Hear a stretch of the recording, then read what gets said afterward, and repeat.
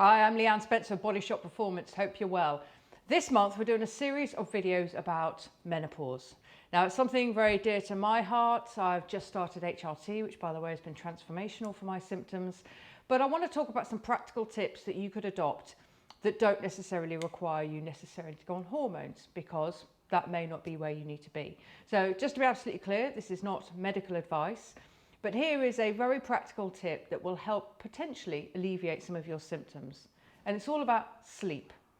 So I would suggest getting a minimum of 7 hours sleep. It will benefit you in all areas of your life, but particularly to help you manage some of those perimenopausal or menopausal symptoms. And in order to get a minimum of 7 hours sleep, which by the way, is what the vast majority of us need. We need between 7 and 8 hours of good quality sleep, according to the data of Professor Matthew Walker.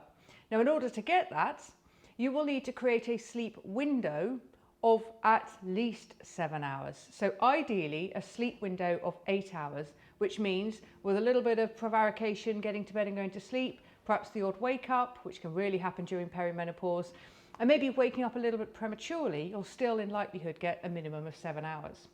So if your consistent wake time is 6:30 a.m, your bedtime will need to be 10:30 a.m. to get an 8-hour sleep window.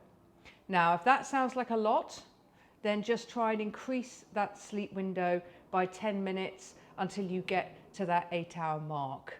At least do your very best for that. But sleep is the force multiplier. When you're sleeping well, you can better handle those perimenopausal symptoms. You can handle the stresses and strains and rigors of daily life, and generally feel that little bit more motivated and energized. So how will you create a sleep window of 8 hours? It's over to you.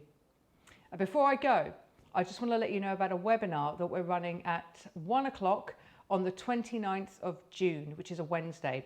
It's going to be between myself, and it's going to be a very informal conversational style with an expert that we've got and I've personally worked with, called Dr. Tanya Patrick, who's a GP and a functional medicine doctor. So we're going to be talking all about the basics of menopause, breaking down some myths, talking about hormone therapy, and talking about what to do if you don't want to go down the hormone therapy route as well. So I hope to see you there. Details in the email.